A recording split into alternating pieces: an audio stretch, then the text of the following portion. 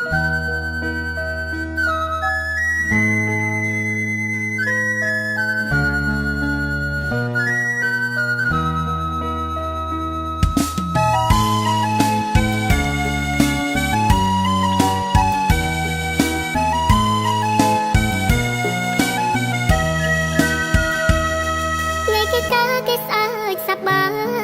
ងៃខ្ញុំកាមដេកលឺសំឡេងយំសំឡេងនេះនៅក្បែរទ្រង់ខ្ញុំសូមប្រាប់ការពិត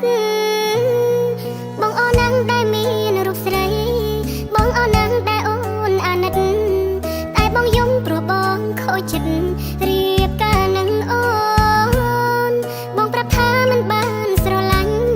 បងសុំទោសដែលចូលរងការរឿងទាំងអស់បងតាមគ្រួសារទើបឈឺបាន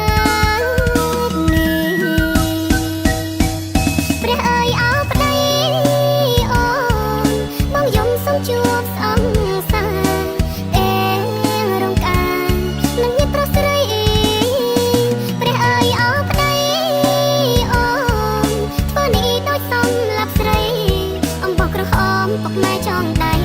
មិនតន់ស្រាញផងបងទៅចង់តែរកសង្សារទឹកនេត្រាទុកអូននាងយំព្រោះរូបស្រីមិនអាចថែបងអូនព្រមកាត់ចិត្ត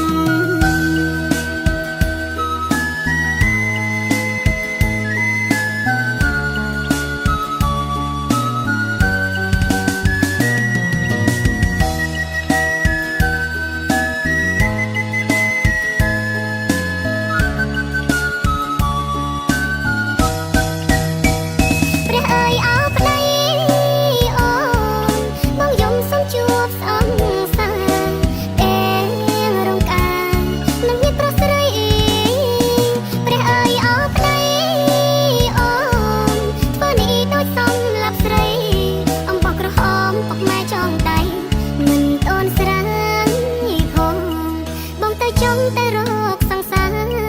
ទឹកនេត្រាទុកអូននាងយំព្រោះរូបស្រីមិនអាចថែបងអូនព្រមកាត់ព្រះអើយអោប្តីអូនបងយំសុំជួបសង្សារតែរងការនឹងមានប្រុសស្រីព្រះអើយអោប្តីអូនធ្វើនេះដូចសំលាប់ស្រីអំបោះក្រហមពុកម៉ែចង់